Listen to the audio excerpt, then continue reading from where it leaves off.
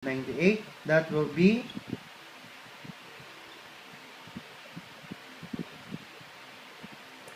4,688 pesos, if I'm not mistaken.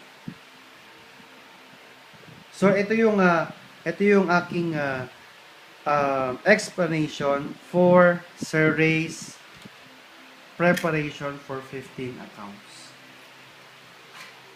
So Sir Ray, kung to summarize it, as simple as this, yung first account, your second account, and your fourth account, hindi pa siya kumikita kasi wala pa siyang kapairing. Yung number 8 mo, kumita na siya kasi meron ka ng Sir Randy tsaka Ma'am Leia, left and right leg. Okay? As you can see, hindi ka magkakaroon ng match sales bonus kung wala ka rin sa team B mo. Okay. So, next video natin si Ate Mavic. Okay? So, tuloy-tuloy na natin. Okay? Para hindi natin maputol. So, ito ang account naman ni Ate Mavic. Halos hindi siya nagkakalayo ng nangyari kay Ate Mavic. Actually, pag-iisahin ko na nga sana yung explanation natin. Kaya lang, para mas detailed, I chose to explain it separately. Okay? Ito yung account ni Ate Mavic.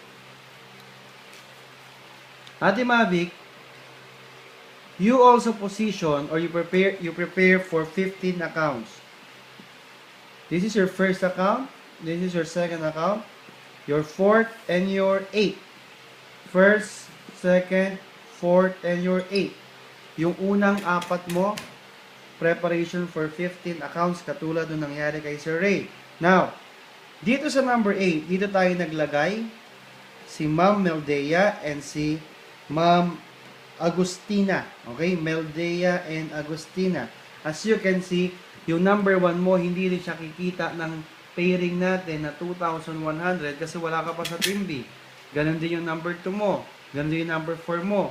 Pero yung number 8 mo, may team A at team B, kaya nagkaroon ka ng 2,100 na match. Plus, 1,610 pesos na direct referral kasi ikaw mismo yung nag-invite kay Ma'am Meldea and Ma'am Agustina. So, let's break down again. 1,610 pesos for your direct sponsor. Since dalawa yan, less na natin yung 10% tax, kaya naging 1,449 kada isang direct sponsorship. So, magkano yan, no? Okay. So, 2,898 pesos para sa dalawang direct sponsor mo na si Meldea at si Agustina. Okay, how about the 2,100?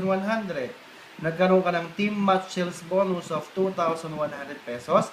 I-deduct natin yung 100 pesos webpage fee per day per account and the 10% tax of 2,100. That's 1,790 pesos. So, i-add natin yung 2,898 plus 1,790. That's 8, 6, 4,688 pesos. Ito yung papasok dito sa 8 account mo. So, parehas na parehas kayo na nangyari ni Sir Ray. Now, our goal here is to leverage ourselves. Meaning to say, alam ko, mas natutuwa kayo dyan sa pagbebenta ng produkto kasi malaki yung patong natin. But our goal is to practice leveraging. Why? Ang mga mayayaman, yung mayaman yan, dahil ang nagtatrabaho sa kanila yung pera. Ang pinagkaiba ng mayayaman sa mga gusto palang yumaman, as simple as this. Yung iba, they are working hard for the money. Yung mga mayayaman, ang nagtatrabaho sa kanila, yung pera. Don't work hard for the money, let the money work for you. Mangyayari lang yan pag na-practice mo yung leveraging. Meaning to say, duplication. Dapat ma-duplicate mo yung sarili mo. Kung ano yung alam mo, for example, this is Ate Mavic. Ate Mavic, kung ano yung alam mo at nagkaroon ka ng mga business partners, si Ma'am Meldea at si Ma'am Agustina.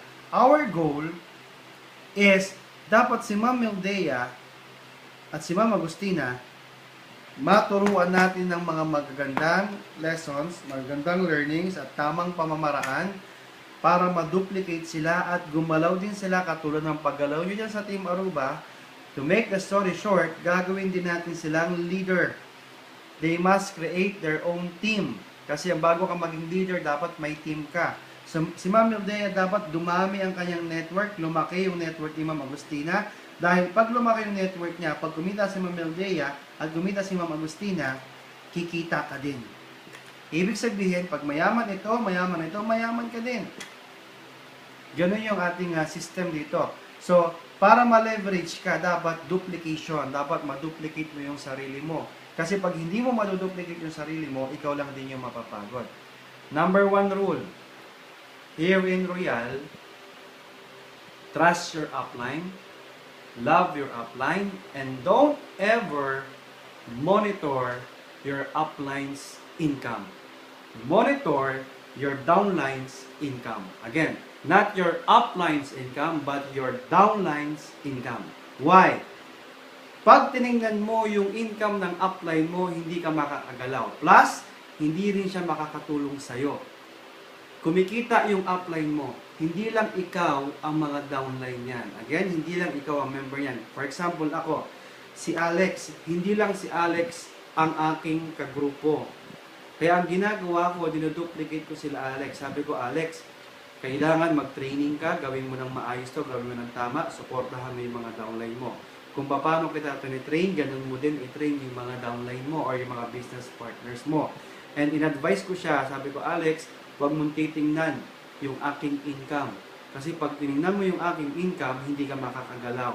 I will give you a perfect example. Before, minomonitor ko yung aking income, yung upline's income.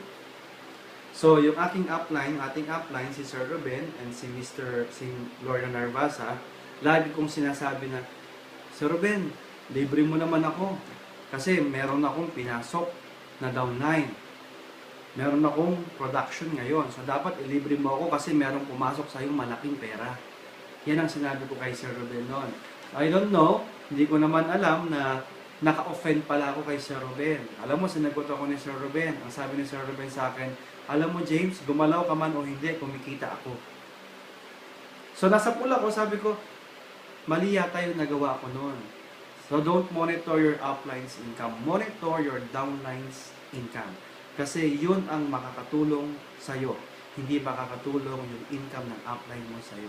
So yun yung lagi kong sinasabi kay Alex at yun din ang paulit-ulit kong sasabihin dito para maging malaki yung grupo natin sa Team Aruba. Remember, last tip. Our business needs 85% of your attitude. And 15% of your skills. This is a network marketing business. This is a relationship business. Ito ang pinakamahalagang ipinapractice natin para mas lumaki yung network natin. Para sa mas maintindihan natin, kung meron kang salitang pakikisama, yan ang magdadala sa atin sa pagyaman natin. Kahit hindi ka magaling magbenta, kahit hindi ka magaling mag-present, kahit pabulol-bulol ka magbenta, hindi ka masyadong magaling makipag-interact. Kung napakabait mo naman sa mga downlines mo at lagi kang tapat at nakikisama sa kanila, trust me, yayaman at yaman tayo pare-parehas. So practice a good learning attitude. And for now, let me say thank you for all of you, no? Sa support, andito kami. Kung kailangan nyo ng mga assistants, mga assist, sabihin nyo lang kami. We have our group. And don't ever quit. Kasi pag nag-quit kayo, kayo rin yung talo. And that's all.